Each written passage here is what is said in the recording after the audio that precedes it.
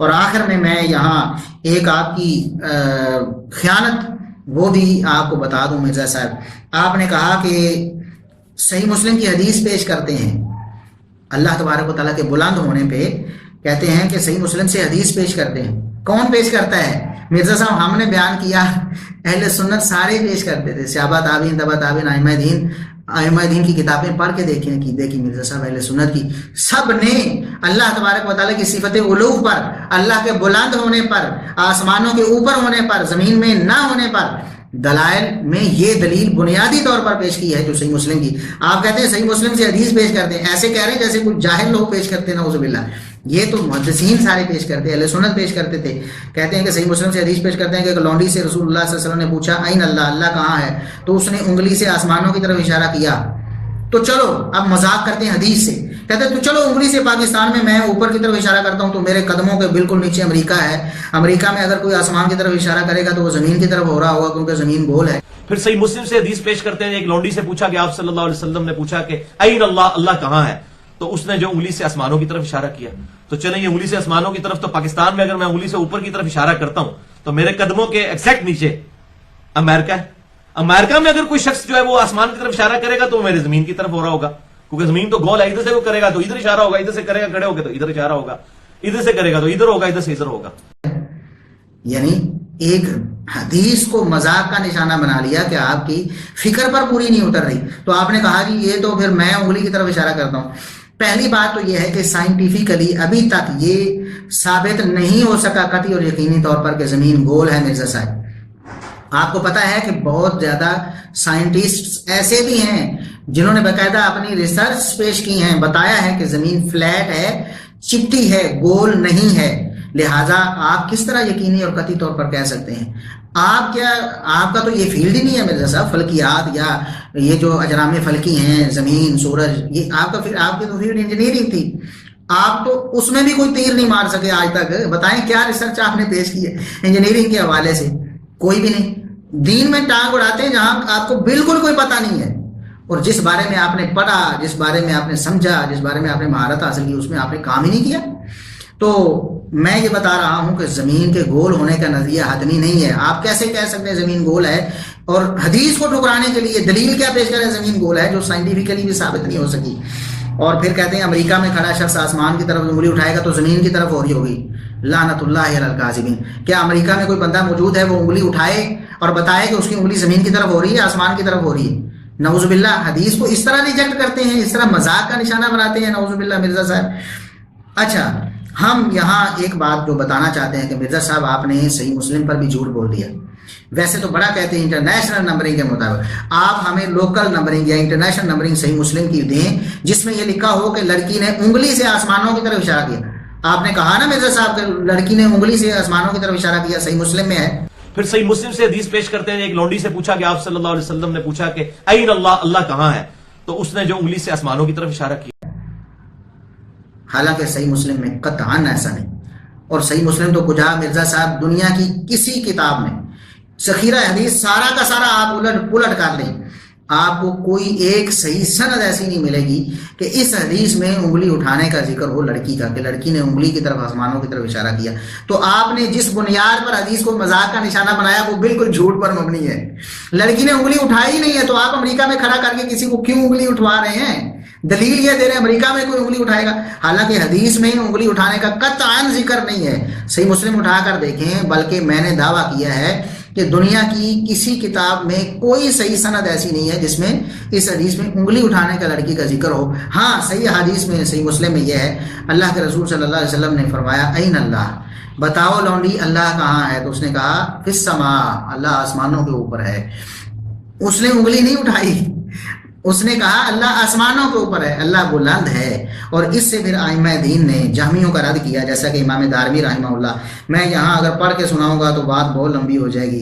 وہ فرماتے ہیں کہ ایک عبارت پڑھ کے دیتا ہوں، ھذا دلیل علی ان الرجل اذا لم یعلم ان اللہ عز وجل فی السماء دون الارض فلیس بمؤمن. اس حدیث میں اس بات کی دلیل موجود ہے. امام دارمی رحمہ اللہ مرزا صاحب اہل سنت کے امام ہیں. آپ کہتے ہیں میں نے اہل سنت کا منہج پیش کیا ہے، جھوٹ بولا آپ نے مرزا صاحب.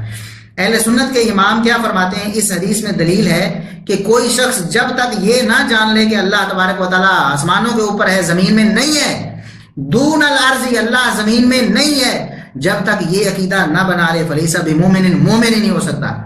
مرزا صاحب آپ کو اپنے ایمان کی فکر ہونی چاہیے، ہم آپ کو بے ایمان نہیں کہہ رہے۔ آپ نے تو لوگوں کو کہا نا جہمی، تو ہم نہیں آپ کو کہیں گے مرزا محمد علی جہمی، نہیں، ہمارا یہ شیوا ہی نہیں ہے، ہم نے کبھی آپ کو اس طرح ووٹنگ کا نشانہ نہیں بنایا۔ لیکن کوئی کہہ سکتا ہے نا، جس طرح آپ نے ائمہ اہل سنت کو، صحابہ تابعین تبع تابعین سب کو بدعتی کہہ دیا، فتنہ کھڑا کرنے والا کہہ دیا، اور کبھی کسی کو کہہ رہے ہیں کہ یہ حنفی جو ہے نا وہ جہمیہ کی ماڈرن فارم ہے۔ چلو وہ تو حنفی آپ سے نمٹیں گے، میں جو عرض کر رہا ہوں کہ لوگوں کو آپ جہمی کہہ رہے ہیں، تو کوئی اگر آپ کو کہہ دے، اب تو آج سارا عقیدہ نظریہ آپ کا جہمیوں والا نکلا مرزا صاحب۔ تو وہ فرماتے ہیں کہ ایسا شخص مومن نہیں ہے جو یہ اقرار نہیں کرتا کہ اللہ آسمانوں کے اوپر ہے، زمین میں نہیں ہے، جب تک زمین میں نہ ہونے کا عقیدہ نہیں رکھتا اس وقت تک وہ مومن نہیں ہے۔ اور اسی وہ فرماتے ہیں کہ اگر وہ غلام ہو تو اس کو آزاد ہی نہیں کیا جا سکتا، وہ غلام ہی رہے، ظالم، اس کو اتنا ہی پتہ نہیں کہ اللہ زمین میں نہیں ہے، آسمانوں کے اوپر ہے۔ تو فرماتے ہیں کہ اللہ کے رسول صلی اللہ علیہ وسلم نے اس کے ایمان کی نشانی اس کو بنایا، فرمایا عاتقہ فإنہا مومنۃ، اس کو آزاد کرو، یہ مومنہ ہے، یہ ایمان والی، اس کو پتہ ہے کہ اللہ تبارک و تعالیٰ، ہمارے اللہ اوپر ہیں، ہمارے اللہ بلند ہیں، زمین میں نہیں ہیں۔ تو اسی طرح وہ فرماتے ہیں کہ اگر یہ جو جہمی، یہ گمراہ لوگ جس طرح دعویٰ کرتے ہیں تو کہ اللہ زمین میں بھی ہے، اللہ آسمان میں بھی ہے، اللہ ہر جگہ ہے، تو نبی کریم صلی اللہ علیہ وسلم پھر اس کی اصلاح کر دیتے، کبھی بھی اس کی بات کی تصدیق نہ کرتے۔ یہ حدیث تقریری ہے نا، آپ نے فرمایا، بلکہ ایک قول بھی ہے، فرمایا عاتقہ فإنہا مومنۃ۔ تو بہرحال اور بھی باتیں بہت ساری رہ گئی ہیں، ہم بہت اختصار کر کے، آج بہت لمبی ویڈیو ریکارڈ ہو گئی ہے، بہت اختصار کیا، لیکن بات یہ ایسی تھی کہ محدثین نے کتنی وضاحت اور صراحت کے ساتھ صحابہ تابعین تبع تابعین اور ائمہ دین کا یہ موقف، اہل سنت کا عقیدہ، جس کو یہ جامعہ کہہ رہے ہیں اور جن کو بدعتی کہہ رہے ہیں اور جن کو مجسمہ کہہ رہے ہیں، نعوذ باللہ۔ مرزا صاحب آپ بات تو کریں ہمارے ساتھ، ہم آپ کو بتائیں کہ مجسمہ کا عقیدہ کس کا ہے، کس کا عقیدہ جہمیہ کا عقیدہ ہے۔ ابھی بھی آپ کو معلوم نہیں ہوا کہ جہمیہ کا عقیدہ کس کا ہے۔ اب ہم آگے ایک بات مرزا صاحب کی پیش کرتے ہیں اور انہیں دعوت فکر دیتے ہیں۔ مرزا صاحب کا گلہ شکوہ ہمیشہ یہ رہتا ہے کہ لوگ جناب سارے علماء میرے خلاف اکٹھے ہو گئے ہیں اور لوگ علماء پریشان ہیں، کہتے ہیں علماء پریشان۔ مرزا صاحب پریشان تو آپ ہیں، ہمیں پتہ ہے کہ آپ کو کتنی پریشانی ہے، آپ کے پاس ہماری کسی دلیل کا جواب نہیں ہے، اس لیے آپ ویسے تو جناب فلاں کو جواب، فلاں کو جواب، فلاں کو جواب، اور اب جناب آپ سمجھتے ہیں آنکھیں بند کر کے کبوتر کی طرح میں بلی سے بچ جاؤں گا۔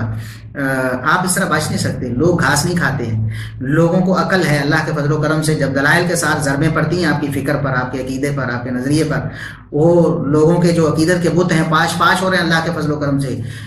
بلا مبالغہ اللہ کا میں شکر ادا کرتا ہوں، اس کا فضل اور کرم ہے کہ بلا مبالغہ بے شمار لوگ آپ سے کنارہ کش ہو گئے اللہ کے فضل و کرم سے دلائل کی دنیا میں آ کر۔ تو آپ کہتے ہیں کہ علماء جو ہے پریشان ہیں، جس کا دل کرتا ہے وہ میرے خلاف پہلے بولتا ہے، اور بولتے کیا ہیں؟ صرف گالیاں نکالتے ہیں۔ مرزا صاحب ایک گالی ثابت کریں، ایک گالی ثابت کریں جو ہم نے آپ کو دی ہو۔ کہتے ہیں کہ کوئی علمی رد نہیں کرتے، ہمارے تو سارے خلاف ہوئے ہوئے ہیں، اس کے باوجود دعوت پھیل رہی ہے سچائی کی وجہ سے، اور اس حد تک پھیل رہی ہے کہ جو لوگ کٹر اتنے عرصے سے اپنے اپنے علماء کو لے کے بیٹھے ہوئے تھے، وہ علماء پریشان ہیں، لہٰذا جس کا دل کرتا ہے نا وہ میرے خلاف پہلے بولتا ہے، اور وہ بولتے کیا ہیں؟ صرف گالیاں نکالتے ہیں، کوئی علمی رد نہیں کرتے۔ آپ قسم اٹھا کر کہیں مرزا صاحب کہ آپ کا علمی رد نہیں ہو رہا، پہلے آپ کا علمی رد نہیں کیا فہم سلف کی روشنی میں، یا آج نہیں کیا ہے، کیا یہ علمی رد نہیں ہے؟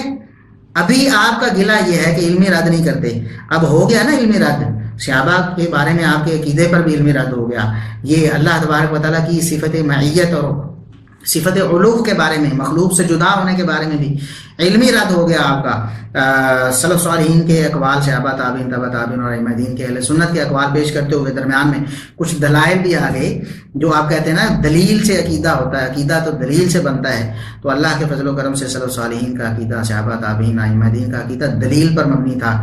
عافیت اسی میں ہے مرزا صاحب، آپ اللہ سے توبہ کر لیں، اپنا عقیدہ نظریہ اہل سنت والا بنا لیں، اللہ تبارک و تعالیٰ آپ کو ہدایت نصیب فرمائے۔ اللہ تبارک و تعالی ہماری اس دعوت کو زیادہ سے زیادہ لوگوں تک پہنچائے اور زیادہ سے زیادہ لوگوں کی ہدایت کا سبب بنائے۔ اللہ تبارک و تعالی جب تک ہمیں زندہ رکھے اہل سنت کے عقیدے پر، صحابہ تابعین تبع تابعین اور ائمہ دین کے عقیدے پر زندہ رکھے۔ اللہ تبارک و تعالی اس دن سے پہلے ہمیں اس دنیا سے اٹھا لے جس دن ہمارے ذہن میں یہ خیال بھی آنا ہو کہ سلف صالحین جو کر گئے وہ خود جواب دیں گے، ہم تو نہیں مانتے، ہم تو خود جو ہمیں سمجھ آتا ہے، ہماری عقل جو فیصلہ کرتی ہے کہ قرآن کی آیت کا یہ معنی وہ لینا چاہیے، اس دن سے پہلے جس دن ہمیں یہ خیال آنا ہو، اللہ تبارک و تعالیٰ اس دن سے پہلے ہمیں اس دنیا سے اٹھا لے۔ اللہ تبارک و تعالیٰ ہمیں سلف صالحین کے نقش قدم پہ چلنے کی توفیق عطا فرمائے۔ اگر سلف صالحین کامیاب ہو گئے اسی عقیدے کو لے کر، اسی منہج کو لے کر، قرآن و سنت کے اسی فہم کو لے کر، تو کوئی وجہ نہیں ہم ناکام ہو جائیں۔ سلف صالحین کامیاب ہیں، صحابہ کامیاب ہیں، تابعین کامیاب ہیں، تبع تابعین کامیاب ہیں، ائمہ اہل سنت کامیاب ہیں، تو ہم بھی اللہ کے فضل و کرم سے ان کے پیچھے کامیاب ہیں۔ اللہ تبارک و تعالیٰ ہمیں اسی عقیدے پر پوری زندگی نبھانے کی توفیق عطا فرمائے، اسی عقیدے پر اللہ تبارک و تعالیٰ ہمیں موت دے۔ قیامت کے دن اللہ تبارک و تعالیٰ ہمیں صحابہ تابعین تبع تابعین اور ائمہ دین ائمہ اہل سنت کے ساتھ جمع کر دے۔ اللہ تبارک و تعالیٰ جنت میں ہمیں انہی اہل سنت کا ساتھ نصیب فرمائے۔ وآخر دعوانا الحمدللہ رب العالمین۔